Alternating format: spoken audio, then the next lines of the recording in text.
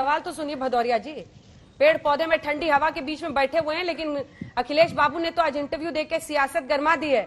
ये बताइए अनुराग भदौरिया जी कि उनको ये कैसे पता चल गया कि मोदी जी की रैली यूपी में नहीं होगी। वो कह रहे हैं कि योगी जी इस बार मोदी जी की रैली नहीं चाहते। कौन सी लड़ाई की तरफ इशारा करने की कोशिश कर रहे हैं अनुराग जी?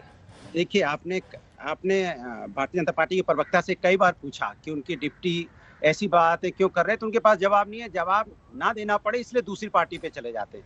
सवाल यह है कि आज दो बीजेपी हो गई, एक उत्तर प्रदेश की बीजेपी, एक दिल्ली की बीजेपी। दिल्ली और उत्तर प्रदेश की बीजेपी के बीच में इतनी बड़ी खाई होगी जिसमें ये जूझ रहे हैं, लड़ रहे हैं दोनों आपस में। अब विकास इतना किया इन्होंने कि अभी आप दोबारा पूछ लीजिएगा, विकास कुछ 10 विकास गिनाते हैं तो जो कहोगे मैं हार जाऊंगा। हाँ, इन्होंने विकास किया है, नफरत का विकास किया है, बेरोजगारी का किया है, महंगाई का विकास किया है, यहाँ पे भुखमरी का विकास किया है, रोजमर्रा की लोगों की जिंदगी छीन ली है, यहाँ पे जितनी कोरोना में मौतें हुई हैं वो सब विकास ही है इनका। पहले अपने नेता की थ्योरी तो समझाइए सर, अपने नेता की थ्योरी समझाइए।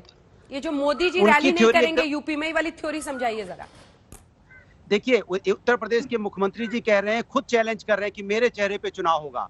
वो तो मोदी जी को ही चैलेंज कर देते हैं कि मेरे चेहरे पे चुनाव होगा, तो क्यों नहीं उनको मोदी जी पे विश्वास नहीं है? वो तो साफ डंके की चोट पे कह रहे हैं कि मेरे चेहरे पे चुनाव होगा। सोचिए, एक मुख्यमंत्री खुद कहता है मेरे चेहरे पे चुनाव होगा, इसकी मतलब आप समझ लीजिए दूरी कितनी है। और आपने अभी केशव प्रसाद मौर्य का वक्तव्य सुनाई दिया, और इनके विधायकों से पूछ लीजिए, इनके आधे से ज्यादा विधायक तो इनकी पार्टी से लड़ने नहीं चाहते, वो तो योगी के विरुद्ध धरना देने को बैठे रहते हैं। आज अगर उनसे पूछा जाए तो आज धरना दे दे वो। इनके साथ इनकी पार्टी नहीं बची है। अभी तो आप कह रहे थे कि इनके साथ इनकी पार्टी कहाँ है, तभी तो दिल्ली लखनऊ दिल्ली लखनऊ लखनऊ दिल्ली लखनऊ दिल्ली दिल्ली लखनऊ हो रहा है, सुबह से लेकर शाम तक यही तो हो रहा है। ठीक है गौरव जी, इसका जवाब दीजिए, फिर जाएंगे। उनका हेलीकॉप्टर दिल्ली जा रहा है अखिलेश जी के पास। देखिए अंजना जी, आपने बड़ा ही व्यापक सवाल पूछा, कैसे पता चला अखिलेश यादव को कि प्रधानमंत्री प्रचार करेंगे या नहीं।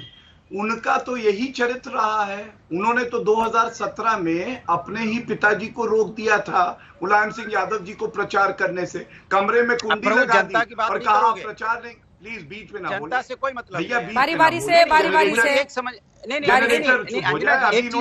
चीज समझिए। नहीं, एक मिनट इनसे पूरा पहले मैं जवाब लूंगी आपसे। प्लीज नियम से डिबेट कीजिए प्लीज, मैं लौटूंगी आपके पास। प्लीज गौरव भाटिया जी, मुझे दो ही बातें कहनी है। एक तो उनको पता है क्योंकि उन्होंने अपने पिताजी को ही कमरे में बंद कर दिया था, प्रचार करने से रोक दिया था, इसलिए उनको लगता है कि हर जगह यही तौर तरीका है।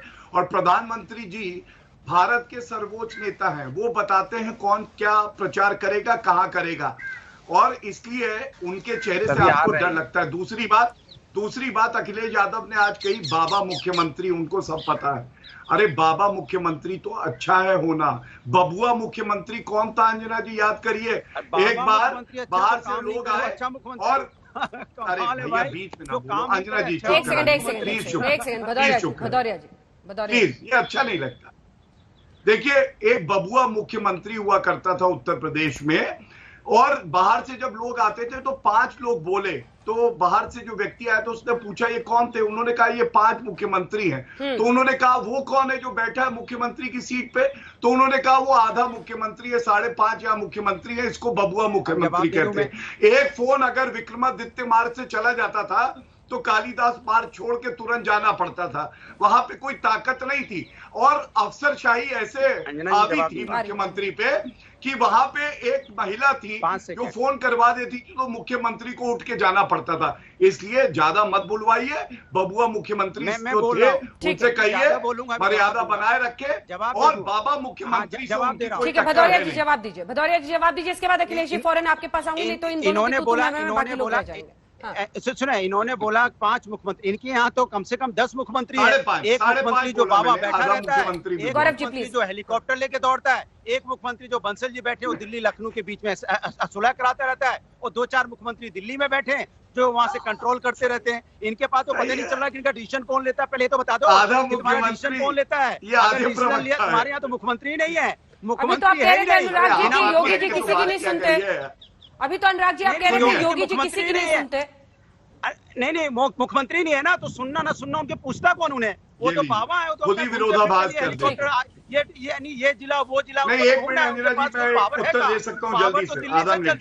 यहाँ तो बिना मुख्यमंत्री इन्हीं को उत्तर लोगों को प्रदेश जारी चल रहा है, रखिए, हम तभी लोग उत्तर प्रदेश का ना विकास ना नहीं हुआ। अखिलेश अरे यार आप है कहाँ बुरा उत्तर मत प्रदेश में? रुक जाइए। मैं कह रहा हूँ यहाँ मुख्यमंत्री नहीं है, बिना मुख्यमंत्री अखिलेश को जी, उत्तर प्रदेश मैं चल रहा है। एक बात अच्छा रुकिए रुकिए, लौट रहे हैं आप दोनों के पास, लौट रही हूँ। गौरव भाटिया जी आ रही हूँ, रुक थोड़ा सा रुक जाइए। अखिलेश जी, आज अखिलेश यादव ने भी जी। साफ कर दिया है कि हम छोटी पार्टियों के साथ गठबंधन करेंगे, बड़ी पार्टियों के साथ जो साथ वाली बात थी, जनता को साथ पसंद है, वो अब नहीं जमा।